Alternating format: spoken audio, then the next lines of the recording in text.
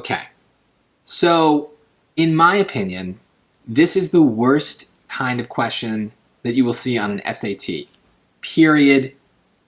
End of thought.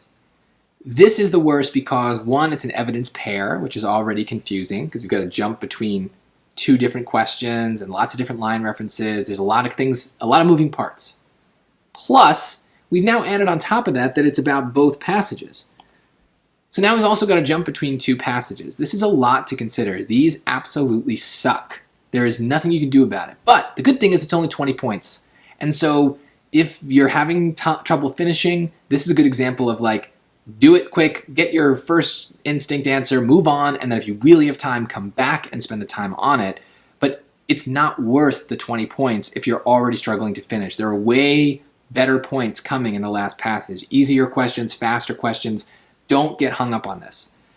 But if we are going to do it, the best way is to just be really methodical and make sure that we always are reading with purpose and we know what we're looking for at every step of the way. So with any evidence pair, even this one, our process is to follow the Qlc method, right? It's how we stay organized when we're jumping between questions and line references. It's very important that we have a task at every step of the way. So the first part of that is to understand the question. So what does this question say? It can most reasonably be inferred from passage 2 that Brian would criticize the vision of American governance of island territories that Beveridge presents in passage 1 for being. Okay. Well, I might skip ahead and notice that the line references in number 42 are all in passage 2. So that's where my understanding of passage 2 is going to come from, these line references. We still have to go to passage 1, though. And so my first task here is to say, well, what is Beveridge's vision of governing island territories, right? Well, let's get a dumb summary of that. So we go to the lines and we can see, we've already looked at a lot of this stuff, but we can see that in the second paragraph he talks about Hawaii and Puerto Rico, the Philippines, Cuba. These are all islands. And what does he say? Well, he says how great they are, right? Justice, safety, order, equity. We did this for another question. Civilization, energy, industry, law, replaces anarchy and tyranny. So it's positive. So what is Beveridge's vision? It's positive. So we want to know, what would Brian say about that, okay? But we're not going to come up with our own version of that. We're going to go to the lines that they give us in question 42, and we're going to say, okay, does he directly talk about this at all? If we can get him saying something related to what Beveridge said, that all the better. I kind of know that they disagree, but I'd love the line reference to kind of say that for me instead of my summary doing it. I'd rather the lines provide the actual evidence of that. So let's look at 42 to 48. Oh, and one other thing. We talk a lot about the chronology rule in these videos because I think it's really helpful if you're doing the no reading strategy. But unfortunately, when we do the double passage, when we kind of have three types of questions, right? We have the passage 1 questions, then we have the passage 2 questions, and then we have the questions that are about both passages. That's what we're on now. The chronology rule is generally going to work for passage 1. It's generally going to work for passage 2. You might have seen that we used it in a couple of the questions that came before for just those passages. But unfortunately, it does not usually work for the double passage, actual double passage questions, the ones that are about both passages. So the fact that these are 42 and 59, like that range of lines doesn't matter to me. It's not going to follow the order that I'd expect. So here's where the chronology rule breaks down. Sucks, but it happens, right? It doesn't work 100% of the time. It doesn't mean it's not useful. It's just that sometimes we got to deal with these exceptions, and here's an exception. So we got to go to the lines. We got to read them all. We don't know what could be right or wrong, but let's take a look at 42 to 48. And remember, we're reading for what he would say about colonizing islands. 42 to 48. Oof. God, it's so long. It's so big. All right. If it is right for the United States to hold the Philippine Islands permanently and imitate European empires and the government of colonies, the Republican Party ought to state its position and defend it, but it must expect the subject races to protest against such a policy and to resist to the extent of their ability. So he's talking about what Beveridge was talking about. He's talking about going to these places and colonizing them. And he's saying that the people will resist, right? This seems related.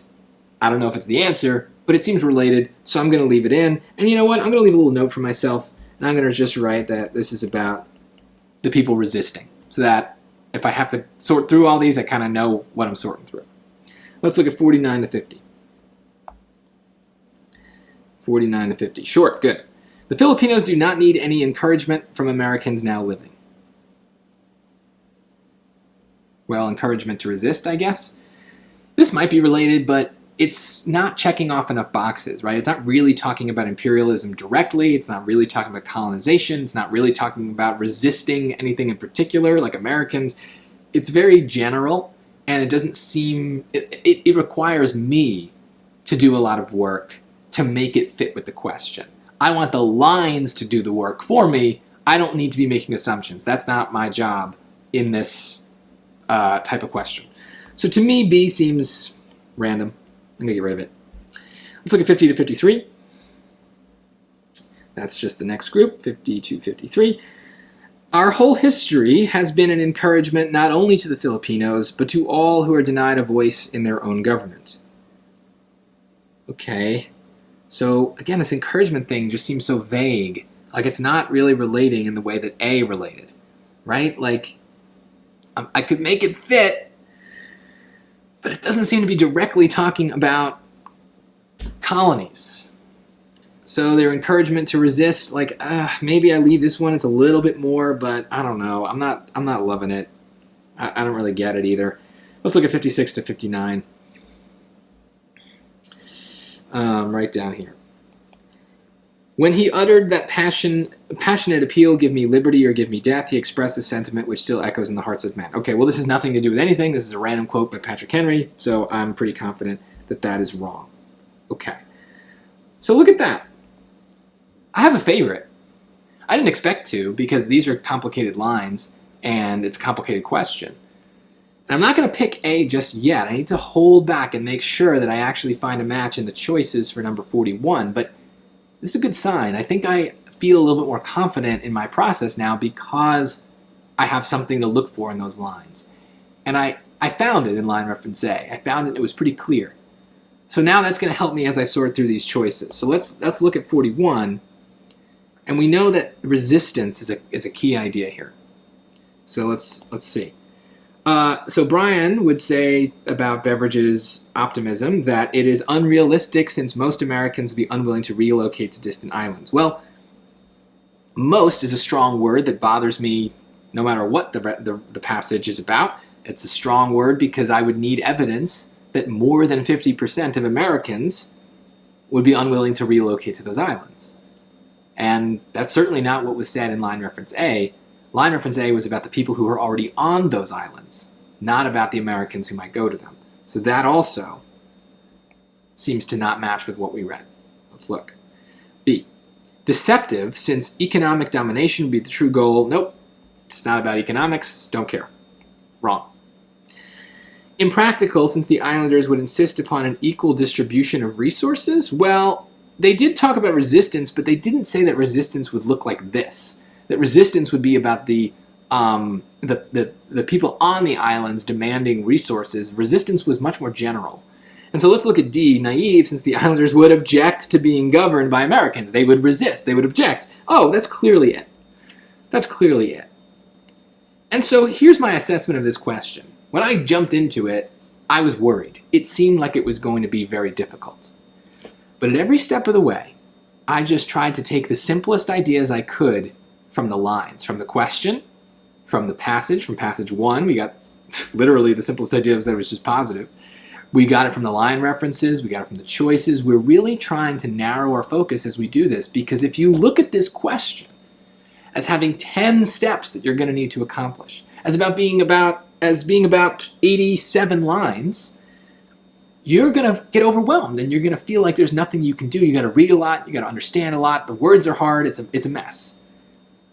But if we narrow our focus and we take it one step at a time, and we look at individual words, and we try to look at the ideas and think more about like the general thing that they're saying and not about every little specific point that every person is making.